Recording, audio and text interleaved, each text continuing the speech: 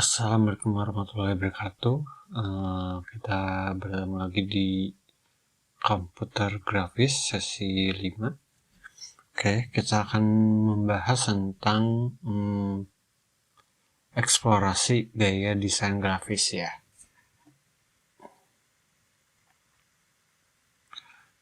Nah, aliran desain grafis.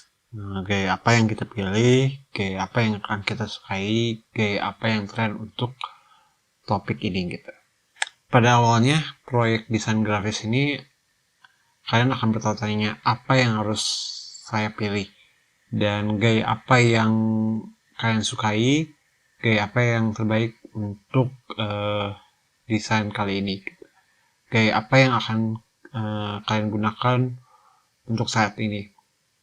Nah, tentu tren desain grafis ini mengalami perubahan dari waktu ke waktu. Bahkan gak jarang berbagai tren desain yang muncul saat ini terinspirasi dari aliran desain zaman dahulu. Nah, di pertemuan kali ini saya akan menjelaskan gaya desain grafis yang paling umum atau populer dan masih dibuat sampai saat ini gitu.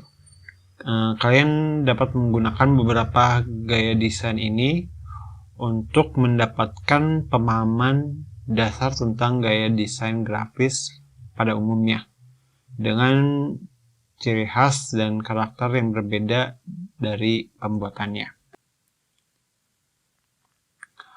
Pertama itu adalah Victorian pada tahun 1837 sampai 1901.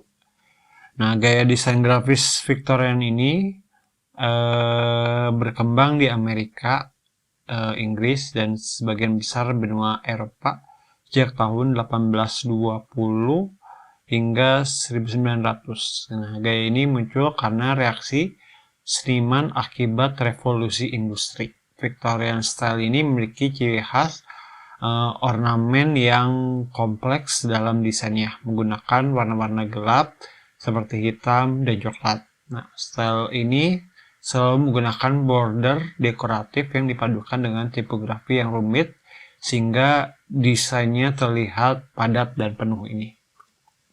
Nah, kenapa disebut Victorian ini? Karena pada tahun 1837 hingga 1901 itu merupakan periode pemerintahan Ratu Victoria di Inggris dan merupakan masa kepercayaan moral dan agamanya itu masih kuat. Nah, orang-orang Victoria menyukai benda-benda kompleks dan berdekorasi sehingga mempengaruhi dan diimplementasikan ke semua bidang desain termasuk arsitektur, furnitur, interior, mode, tipografi, dan seni komersial.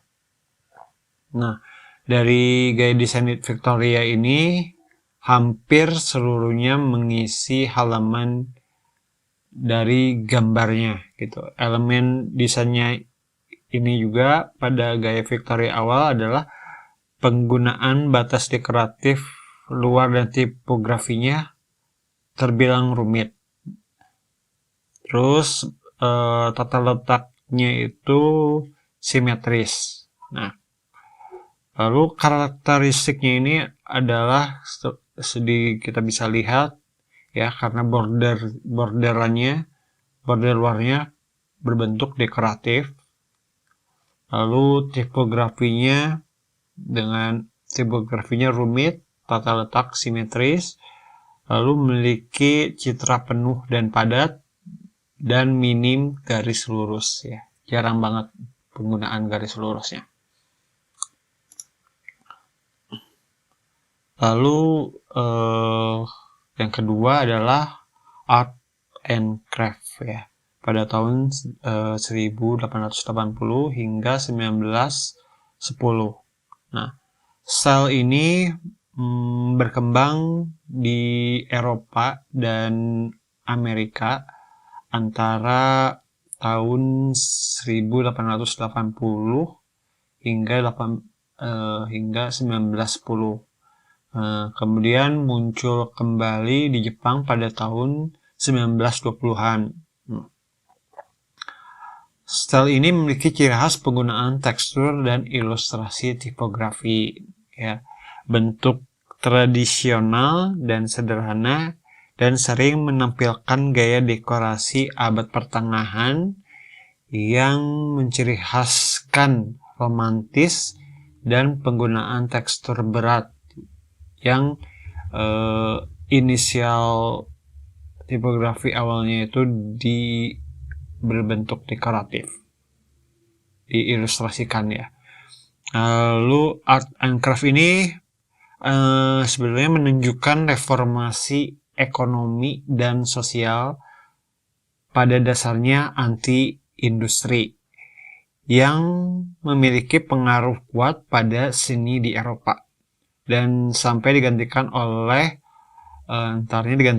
Art Avenue dan Art Deco, sebelum akhirnya terlantar oleh modernisme pada tahun 1930-an, ya.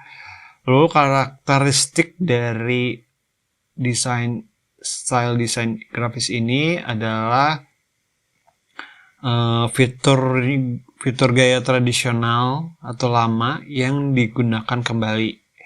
Lalu bentuknya sederhana, ya, minim warna, terus tipografinya berbentuk ilustratif, ya.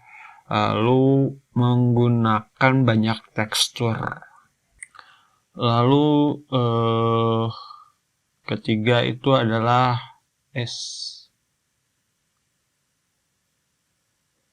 Art Nouveau gitu ya. Art Nouveau ya. Ciri khas utama dari style desain Art Nouveau ya, adalah digambarkan dengan handwriting ya, hand draw, penggunaan ornamen, garis dan kurva yang alami, serta penggunaan objek wanita pada desainnya ya. Art Nouveau ini memiliki gaya seni dekoratif, arsitektur, dan desainnya menonjol di Eropa Barat dan Amerika Serikat sekitar tahun 1890 ya, hingga sekitar tahun 1920, dan ditandai dengan desain linear itu penuh warna garis, lalu garis linear yang rumit dan kurva yang mengalir berdasarkan bentuk alam ya. Ilustrasi dasar ini dapat mudah diidentifikasi ya, dan dapat dijelaskan gitu. Art Nouveau ini merupakan gaya desain internasional pertama yang berkembang, ya tadi udah dijelaskan. Desain Art Nouveau ini umumnya terinspirasi dari bentuk-bentuk alam ya, seperti bentuk bunga, burung, serangga, ombak laut, postur tubuh wanita, dan sebagainya. Lalu desain Art Nouveau biasanya ditandai dengan adanya ornamen bentuk meliuk-meliuk mengikuti irama alam dan lingkungan. Nah, karakteristiknya yaitu adalah gaya gambar tangannya terbilang rumit ya, handwriting, desain berbasis linear penuh garis ya, penggunaan bentuk alam secara teratur menampilkan bentuk wanita. Lalu ini adalah futurism. Nah, futurism ini gerakan seni futuris yang menekankan supremasi teknologi, kecepatan, dan industri dalam dunia yang terus berubah ya. Nah, style desain ini banyak mempengaruhi perkembangan desain grafis ke arah yang lebih modern pada abad 20-an dan menampilkan gabungan antara nasionalisme, militerisme Italia, dan kecepatan yang biasanya diekspresikan melalui figur, mobil, pesawat terbang, kota-kota modern ya. Pelukis futurism ini berhasil mengenalkan bentuk cahaya ke dalam bentuk titik ya, bentuk cahaya. Jadi bentuk-bentuk cahayanya itu dibikinnya dengan titik-titik ya. Terus bentuk geometris yang disebut divisionism. Nah, futurism ini gerakan seni tapi juga gerakan sosial yang berkembang di Italia pada abad 20-an ya. Meskipun sebagian besar merupakan fenomena pergerakan di Italia, ada pergerakan paralel di Rusia, Inggris, dan di tempat lain. Nah, ini menekankan kecepatan ya dengan bentuk mobil, figur mobil, pesawat terbang, lalu teknologi, terus kepemudaan, misalnya modernisme, lalu kekerasan bentuk ya, lalu penekanan figur tersebut secara khusus sebenarnya bertolak belakang dengan aspek-aspek tertentu dari zaman kuno klasik. Nah, pelukis futurisme ini tadi udah menunjukkan bentuk cahaya dan warna menjadi serangkaian titik ya, disebut divisionism. Nah, futurisme yaitu mempengaruhi banyak gerakan dan seni modern pada abad ke-20 yang pada gilirannya mempengaruhi perkembangan desain grafis kontemporer. Nah, karakteristik dari desain futurisme ini yaitu bentuk gaya elektrik. Jadi elektris gitu, menampilkan atau menggunakan figur teknologi baru. Lalu teksnya offset, yaitu bentuknya mengimbangi. Maksudnya jadi mengimbangi itu maksudnya desain si teksnya ini satu halaman itu bentuknya jadi sisi kanan dan sisi kirinya itu imbang gitu ya. Jadi nggak cuman satu garis aja. Lalu beberapa adanya pengaruh gaya modern dan tidak adanya figur tradisional ya. Kalau figur tradisional kan kayak zaman kuno gitu ya, nggak ada. Sebelumnya kan ada kayak gaya kunonya itu dewa-dewa kayak gitu. Nah, di sini futurisme sudah tidak ada figur tradisionalnya zaman kunonya. Nah, lalu kelima itu adalah Art Deco. Nah, di Art Deco ini memiliki masa kejayaan pada tahun 1920-an dan 1930-an ya. Ini 1930-an. Nah, contoh dari gaya desain grafis Art Deco ini kalian bisa temukan di komik, poster pertunjukan mobil tua, terus sampul buku dan poster film yang masa kini juga masih banyak dipergunakan. Nah, gambar-gambar ini didefinisikan dalam bentuk geometris, kurva yang berani, garis vertikal yang kuat atau zigzag, lalu bentuk aerodinamis, garis gerakan airbrushingnya berbentuk grainy, dan munculnya sinar matahari atau sinar matahari, glow gitu ya, bentuk glow. Nah, ciri khasnya mempresentasikan kemewahan, ekstravagansa, kemeriahan gitu ya, glamor, kejayaan, konsumerisme, kecepatan ya, bentuk-bentuknya geometris dan kurva-kurva streamline, motion line, dan lampu-lampu mesin. Nah, itu lampu-lampu mesinnya mewakili glow sinar matahari tersebut.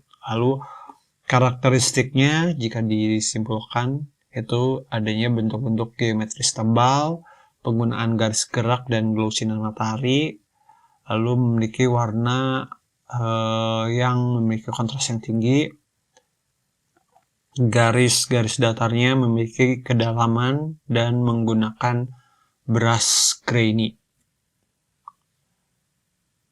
bintik-bintik gitu ya. Lalu ke heroic realism. Nah, heroic realism ini tahun 1910 hingga 1940. Nah, istilah yang menggambarkan seni dan desain grafis yang digunakan sebagai propaganda sebenarnya. Ya, contohnya termasuk kayak realism sosialis yang terkait dengan rezim komunis, dan gaya seni ini sangat mirip terkait dengan fasisme ya. Karakteristik ini mudah diidentifikasi dari namanya ya, heroic realism, yang menggambarkan tokoh sebagai jenis atau pahlawan atau simbol ideal yang sering digunakan sebagai penolakan eksplisit terhadap modernisme ya. Nah, ini banyak digunakan ya dan disebarluaskan pada masa revolusi di Uni Soviet yang selama masa Lenin. Jadi baik seni sosialis dan seni Nazi secara eksplisit diperintahkan untuk menjadi heroik dan romantik. Realism ya kebanyakan menggambarkan tokoh ya, pahlawan atau simbol sebagai objek utamanya. Teksnya terlihat lebih kuat dengan penggunaan font yang jelas dan tebal. Kebanyakan buat kampanye gitu ya, kampanye antisosial gitu. Lalu menggambarkan seni dan desain grafis yang digunakan sebagai propaganda. Contohnya termasuk gaya realisme sosialis ya, tadi sudah disebut, dengan terkait dengan rezim komunis gitu. Nah, lalu karakteristiknya ini citra gambarnya realis, lalu biasanya menampilkan objek satu orang atau tokoh heroik, lalu kebanyakan berisi promosi, kampanye atau ajakan dengan font yang jelas dan tebal sehingga memberikan pesan kuat dalam teksnya tersebut. Lalu ke berapa ini? Ketujuh ya. Ketujuh ini adalah early modern atau modern awal ya, tahun 1910 hingga 1935. Nah, modernisme awal ini adalah masa ketika seniman dan desainer pecah dari tradisi lama untuk menciptakan gaya desain baru yang mempengaruhi semua seniman dan desainer di seluruh dunia. Seniman modern awal digambarkan sebagai seniman baru atau eksperimental, nah karena mereka mengubah cara orang melihat desain dan seni. Dengan ciri khas dari early modern style ini memiliki bentuk geometris lebih minimalis dan menekankan penggunaan foto dengan sedikit ilustrasi ya. Kebanyakan ilustrasinya diganti dengan foto. Nah, masa modern awal ini seniman dan desainer pecah dari tradisi untuk menciptakan gaya desain baru yang mempengaruhi semua seniman dan desainer di seluruh dunia. Lalu karakteristiknya ini berbasis geometris ya. Lalu pendekatannya tersebut bersifat minimalis, sederhana, lalu bersih ya, lebih banyak foto dan lebih sedikit ilustrasi ya, bentuknya seperti itu. Lalu yang ke-8 adalah American Kitsch ya, American Kitsch. yaitu tahun 1950 hingga 1960. Nah, sebenarnya style ini biasanya digunakan pada komik dan poster film ya, diimplementasikan ke dalam komik dan poster film Amerika dengan tampilan yang lebih futuristik dan penggunaan font yang menonjol ditambah kontras warna yang sesuai antara font dan ilustrasi. Style ini biasanya menampilkan tokoh dengan pose unik sebagai objek utama ya. Lalu sebenarnya kitsch ini adalah kata Jerman yang berarti dalam selera buruk. Nah, kitsch ini adalah kata Jerman yang berarti dalam selera buruk dalam desain ya. Kitsch ini telah digunakan untuk menggambarkan seni atau desain yang berlebih, vulgar dan menampilkan kurangnya kecanggihan. Nah, kitsch ini menjadi istilah yang ironis yang dianut oleh desainer Amerika yang menggunakan gaya ini.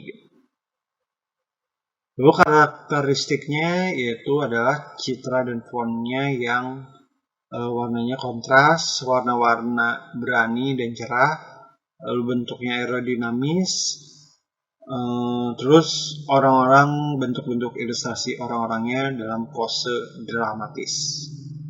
Lalu berapa ini? 9 late modern atau modern akhir ya, tahun 1945 hingga 1960. Nah, ini modernisme akhir itu mencakup produksi keseluruhan seni terbaru yang dibuat antara pasca Perang Dunia Kedua dan tahun-tahun awal abad ke-21. Nah, terminologinya sering menunjukkan pada kesamaan antara modernisme akhir dengan pasca modernisme ya, meskipun ada perbedaan sementara istilah dominan untuk karya seni ini gitu. Nah, modern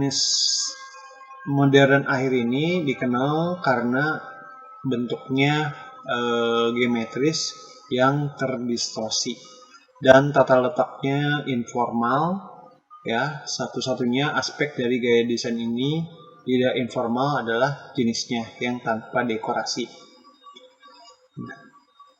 Memiliki prinsip simplicity ya, dengan bentuk geometris yang terdistorsi ya.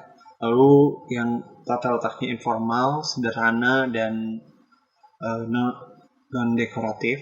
Ilustrasi ini terinspirasi dari European avant-garde yang modern, dan teknik-teknik fotografi, typesetting dan printingnya jauh lebih modern dan menambah berbagai macam metodologi prinsip dalam mendesain.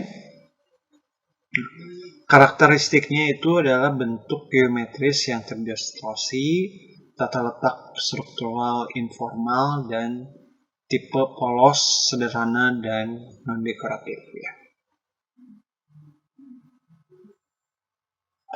Lalu yang ke-10 yaitu adalah Swiss atau International Style tahun 1940 hingga 1960. Nah, ini sering disebut sebagai gaya tipografi internasional atau gaya internasional ya, kayak gaya desain yang berasal dari Swiss pada tahun 1940 adalah dasar dari banyak pengembangan desain grafis selama pertengahan hingga akhir abad ke-20 ya. Sebenarnya ini desain ini dipimpin oleh desainer di Zurich School of Art and Craft dan Best School of Design ya. Gaya ini menyukai kesederhanaan, keterbacaan, dan objektivitas. Nah, para desainer Swiss ini adalah orang yang sangat perfeksionis dalam bentuk tipografi. Oleh karena itu, style ini menggunakan banyaknya font sans serif dengan desain yang minimalis. Oleh karena itu, style ini menggunakan font sans serif dengan desain yang minimalis. Ini udah 2 kali. Lalu gaya ini memanfaatkan white space atau ruang negatif yang mengutamakan pesan yang ingin disampaikan, keterbacaan, kesederhanaan, dan objektivitas. Nah, karakteristiknya itu adalah penggunaan ruang negatif atau white space, terus sangat bersih dan sederhana, banyak menggunakan font sans serif, dan tata letaknya asimetris.